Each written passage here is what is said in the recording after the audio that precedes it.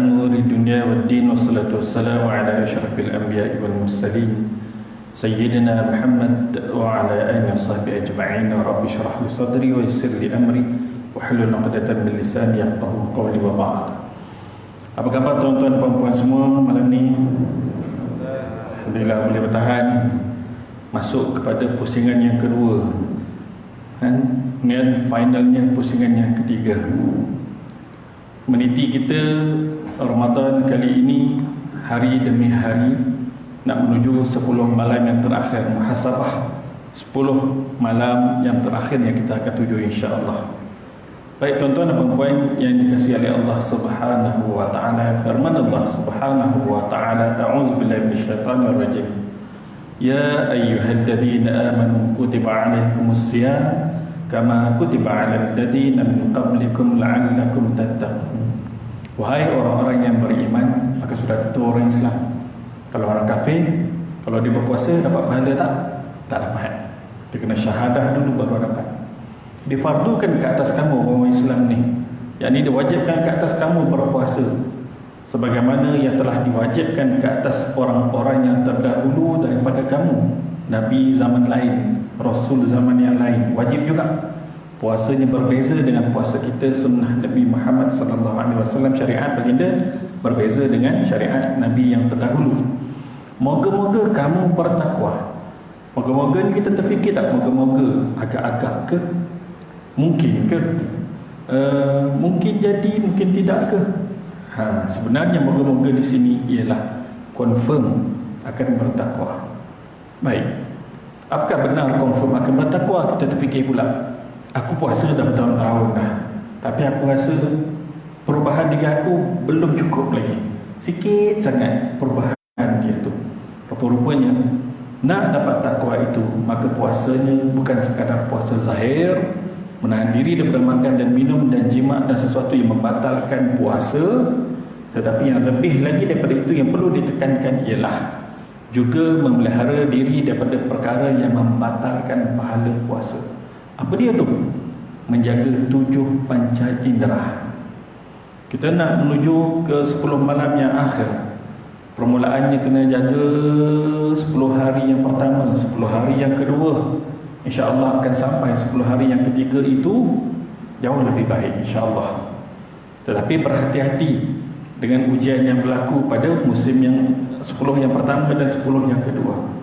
Ghalib senang cerita, kalau kita bermaksiat di siang hari, jangan diharap akan mendapatkan kelazatan dalam beramal pada waktu malam. Silap-silap beramal pun tak mampu. Tak mampu dah bangkit bangun malam. Dirasakan, diberikan rasa letih pada diri kita. Sebab apa? Siang kau tak taubat dengan aku, kau buat maksiat. Tiba-tiba kau nak kasih dengan aku, ya ke ni? Ke main-main, taubat pun tidak. Sebab tu disuruh kalau kita jatuh dalam dosa, bersegera dengan taubat. Apatah lagi kalau dosa itu dosa yang sengaja. Tuan-tuan, anda bagi satu contoh. 2 minggu sebelum menjelang Ramadan Al-Mubarak, beberapa bulan sebelum daripada itu, ada orang request friend di Facebook, perempuan. Itu tak orang, okay, fine, macam tu kan. Mungkin dia nak cari sedikit sebanyak ilmu nasihat daripada Facebook kita. Sebab tu kita terimalah. Tiba-tiba senyap lama, kita tak tanya khabar, tak ada apa pun. Tiba-tiba hantar message di Messenger. Tuan-tuan awas Facebook ya, berhati-hati. Kita pandai guna, eloklah. Kita salah guna, mudaratlah kita. Suatu hari dia hantar message di Messenger, Assalamualaikum abang. Macam abang dipanggil. Waalaikumsalam warahmatullahi. Boleh saya bercakap sekejap? Tak payahlah awak message. Saya sibuk sikit ni, tengah kerja. Sebenarnya kejap lagi dah masuk asar dah. Saya tak cakap dah nak masuk asar, dah siap jubah, dah siap wuduk semua dah. Sekejap je. 5 minit tak boleh ke? Tak boleh, kita kata. 1 minit please. Saya ada please lagi. Macam penting sangat. Kita pun kata okeylah, bolehlah call. Memang dia call, tetapi dia buat video call. Apa yang berlaku video call tu? Terperanjat beruk pakcik kat depan ni, tak berpakaian langsung. Tuan-tuan, ni cabaran hari ini. Baik, Tak, saya tutup terus handphone tu. Saya tutup terus. Tu peranjat kan, terkejut. Tok, tutup. Macam tuan-tuan kalau dapat macam tu, tengok lagi ke? Alhamdulillah, Masya Allah, Astagfirullah. Macam tu ke? Saya tak tahu tuan-tuan lah. Macam tu kan. Okey. Solat asar, jadi imam. Lempur aku punya bacaan gitu, memang tak masuk. Ni yang tak sengaja kan? Yang tak sengaja pun boleh mengganggu kekhusyukan kita dalam ibadat. Apatah lagi kalau sengaja. Nampak Nampak kan? Metafora dia tu. Ni cerita benar. Baik. Selesai daripada solat asar tu, saya pun hantar mesej. Kenapa jadi macam ni? Apa masalah awak? Kita nak cuba nasihat dia lah. Saya ni kematian suami. Saya pernah merasai fitrah sebagai seorang isteri berhubungan dengan suami. Baik, sama fitrah. Apakah benar dia berkahwin? Kematian suami itu apakah benar? Jangan mudah percaya. Dunia ini banyak dia punya tipu daya dia. Banyak sangat-sangat. Baik. Kita pun katalah beginilah. Awak cepat-cepatlah cari suami baru yang boleh menafkahkan awak pada zahir dan batinnya. Zahir, makan, minum, tempat tinggal, keselamatan diri. Dan batin, hubungan dan kasih sayang, perkataan yang baik, nasihat. Begitu juga agama diajar kepada isteri. Begitu. Boleh? Iyalah jawapan dia. Iyalah je. Macam tu kan? Selang beberapa minggu kemudian, ditutuplah Facebook dia. Alhamdulillah. Harap-harap dia tutup di Facebook, dia tak buka kat lain pula. Kalau dia buka kat lain, berjangkit pula yang lain. Tu kan? Baik tuan-tuan, nak cerita apa? Kalau maksiat dah boleh mengganggu ibadat kita yang tak sengaja. Kalau yang sengaja, apatah lagi. Sebab tu kita wajib bertaubat daripada maksiat zahir dan batin kita. Pertama, bagi orang lelaki, begitu juga bagi orang perempuan. Yang pertama adalah mata. Apakah yang kita tengok sebelum ini sesuatu yang keji, beralihlah kepada sesuatu yang dipuji. Daripada melihat WhatsApp yang tidak berfaedah, apatah lagi gambar-gambar, video yang tertentu dan sebagainya, kepada beralih melihat bahkan membaca Al-Quranul Karim.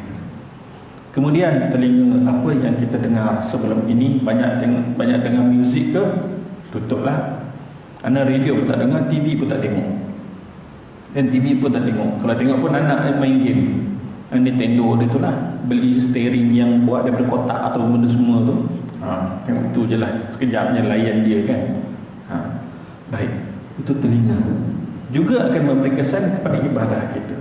Pesan Tuan Guru Ana Syekh Abdul Rahman Ja'far Al-Khalidi, dia kata, wahai anak-anak muridku, kalau kita dapat jaga 7 panca indera kita ni, mata, telinga, lidah yang berkata-kata, tangan yang menaik, mengambil, menyentuh sesuatu dan sebagainya, kaki yang melangkah, kemaluan yang berada di celah antara dua peha, begitu juga hati kita ni, yang begitu juga perut, apa yang kita makan dan sebagainya. Kita dapat jaga selama 7 hari yang pertama, 7 hari. InsyaAllah betul-betul kita jaga tu 7 hari yang berikutnya, mula kita akan merasakan kesedapan, kelazatan dalam beramal saleh kepada Allah Subhanahu wa ta'ala. Kelazatan inilah yang kita nak cari pada 10 malam yang akhir. Sebenarnya jangan tunggu yang 10, sekarang tu kita cari dah, supaya kita merasakan dia punya warm up dia. Begitu sebenarnya tuan-tuan. Subhanallah, maksiat memang menyebabkan hati kita menjadi hitam, sedikit demi sedikit demi sedikit. Anda suka menceritakan tentang bingkisan kisah Tuan Guru Syekh Dawud Bukit Abal yang sezaman dengan Wali Allah Tok Kenadi. Ya? Pondoknya di Bukit Abal, Kelantan. Suatu hari ada seorang pemuda melintasi di hadapannya, singgah ke kolah di pondok pengajian lalu mengambil wudu. Waktu itu orang dah beredar di pondok-pondok masing-masing, kan? Itu bukan waktu solat, cuma ada seorang pemuda singgah ambil wudu dan mendirikan solat di atas madrasah. Dia nampak pemuda tu basuh muka, air masuk balik dalam kolah. Memang biasalah macam tu. Jangan masuk kaki dalam kolah je sudah. Macam tu kan? Adab. Baik. Seterusnya pemuda itu pun beredar dan menunaikan solat. Selepas pemuda itu beredar selesai daripada solat, Tuan Guru pun perasan ada anak muridnya lalu. Awak memari sini mata. Apa dia tak ayah? Kepada dia tu mau tukar ya kalau ni mau tukar. Bapa nak tukar duk jernih molek-molek ni. Mau tukar lah, tak usah tanya lah. Ya tu baru cuci lah 2 hari lepas mau tukar lah, tukar dia kata. Betul dia tengok orang tu dah tak ada dah. Dia takut apa yang dicakap tu didengari oleh pemuda tadi. Lalu dia pun beritahu apa hak mu nampak dengan apa hak ambo nampak. Dia sebut ambo rendah diri kan, walaupun tubuh lain tak sama. Wali Allah dibuka hijab, tuan-tuan. Baik. Mu nampak air tu jernih. Hak ambo nampak air tu hitam sungguh sepon ni. Apa dia tuan-tuan? Allah Ta'ala bagi isyarat kepada dia. Apabila kita ada dosa, sama ada dosa kecil, apatah lagi yang dosa besar, dosa besar wajib dengan taubat. Tapi dosa-dosa kecil ini apabila kita ambil wuduk dengan sempurna, dia menitis menggugurkan dosa-dosa di antara anggota-anggota tubuh yang kita wudukkan tu, rupa-rupanya. Itu keadaan dia. Hingga diberi nampakkan kepada dia, itulah keadaan air. Walaupun banyak satu kolah boleh dikongsi berpuluh orang untuk ambil wuduk, tetapi berbada dengan seorang ambil wuduk, air telah berubah menjadi hitam. Pada hakikat yang dia nampaklah ilmu makrifah yang tinggi, yang khassah, dia arif billah, orang yang dekat dengan Allah Subhanahu wa taala akan dibukakan keadaan itu, tuan-tuan. Allahu Rabbi. Kalau kita depan dia rasanya kita malu kot, sebab mungkin dia akan diberi nampak wajah kita ni serupa wajah siapa. Wajah kita ni umpama wajah haiwan apa, berdasarkan kecenderungan kita, nafsu syahwat kita dihalakan ke mana, Masya Allah. Tetapi ghalibnya Tuan Guru takkan bercerita macam tu. Aku nampak muka gini. Tak, dia akan rahsiakan, dia akan doakan. Itu sebenarnya, tuan-tuan, kita pasti akan menuju Allah Subhanahu wa taala. Harinya kita tidak tahu bila kan. Hari Jumaat baru-baru ni, Jumaat lepasan, pada jam lebih kurang 8 malam, sahabat saya Razlan bin Razani, SMKJS Sekolah Menengah Kebahasaan Gombak Setia, tinggal lagi 5 minit kembali ke rahmatullah. Bila saat sahabat dia mengajak, Lan, jom kita pergi semai isyak dan tarawih. Kau tak ada motor kan, tak ada kereta kan? Memang tak ada pun. Dia agak susah sikit kehidupan dia. Lepas tu dia ada kencing manis. Dia pun naik kereta on the way ke surau, ke masjid. Tiba-tiba pandangannya kelabu terus, blind. Aku tak nampak apa-apa ni, aku tak nampak apa pun. Dia tiba-tiba blind terus, buta terus. Dengan tak semena-mena sesak nafas dan terasa sentap-sentap daripada bawah kaki. Inna lillahi wa inna ilaihi raji'un. Di dalam kereta menuju ke masjid. Allahu Akbar. Nampak tuan-tuan, mudahnya. Umur belum genap 50. Tahun ni genaplah, kami semua sebaya 50 lah tahun ni. Itu keadaan dia kan. Allahu Rabbi ya Karim. Ada orang yang sempat beberapa hari saja di bulan Ramadan. Ada yang baru sampai menjelang tengah bulan Ramadan. Akan datang ni, siapakah yang akan dipanggil, kita tak pasti siapa. Siang tadi kedengaran daripada sahabat kami Ustaz Amir Muntaqin. Dia berkongsi pada Ramadan ini ada seorang ayah yang kena COVID. Kes COVID lah, tapi anak-anaknya bebas COVID. Itu kelaziman si ayah ini saat pagi walaupun hari sekolah, dia akan menjadi imam di rumah untuk solat berjemaah anak dan isteri. Sehari sebelum dia meninggalkan dunia ini, macam biasa juga dia buat keadaan tu. Dan bahkan dia berpesan nombor akaun kat sini. Ni nombor akaun, ni nombor password, pin number dan sebagainya. Hutang-hutang semua diselesaikan sekian. Anak-anak tak expect apa-apa langsung, tuan-tuan. Kemudian dia ajak anak-anak semua tidur di hall. Malam ni jom kita tidur ramai, senang sikit nak bangun sekali serentak. Mudah kita nak bangkit bangun tahajud dan sebagainya. Ibu sebentar ibu panaskan lauk, kita semua boleh solat tahajud berjemaah ke. Begitulah katanya. Tapi malam sebelum tidur dah dipesan dah nombor pin ni dan sebagainya. Kejut-kejut bangun sahur, inna lillahi wa inna ilaihi raji'un. Kematian yang sangat baik, tuan-tuan. Seorang ayah yang memimpin anak dan isterinya cara macam tu, Masya Allah. Sudah pasti kita nak kan, Ya sudah pasti kita nak. Bahkan kita masih lagi ada peluang tersebut. Bermula bila? Hari ini sebenarnya pesanan tersebut perlu disampaikan. Bukan menunggu esok, lusa, meminta maaf, bukan menunggu malam raya atau apatah lagi di pagi raya, tidak. Tuan-tuan, akhirnya apa yang ingin anda pesan juga pada hari ini ialah untuk pesanan kita bersama-sama, lipat gandakan ibadah kita, perbanyakkan zikir, sibukkan diri kita dengan Allah Subhanahu wa taala, maka akan ketepilah tarikan nafsu, ketepilah makhluk dan sebagainya, tarikan dunia dan sebagainya, dia akan ketepi. Kita fokuskan kepada Al-Quranul Karim, kita fokuskan kepada zikir, kita fokuskan kepada sedekah di bulan Ramadan al-Mubarak. Biar banyak. Baginda Nabi SAW seorang yang pemurah. Baginda sangat pemurah pada bulan Ramadan al-Mubarak.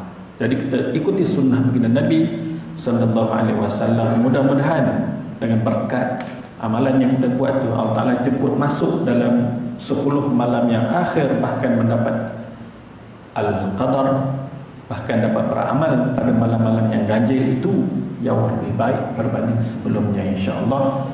Dan hasillah daripada situ, selepas Syawal nanti, pembentukan peribadi mulia yang kita kehendaki.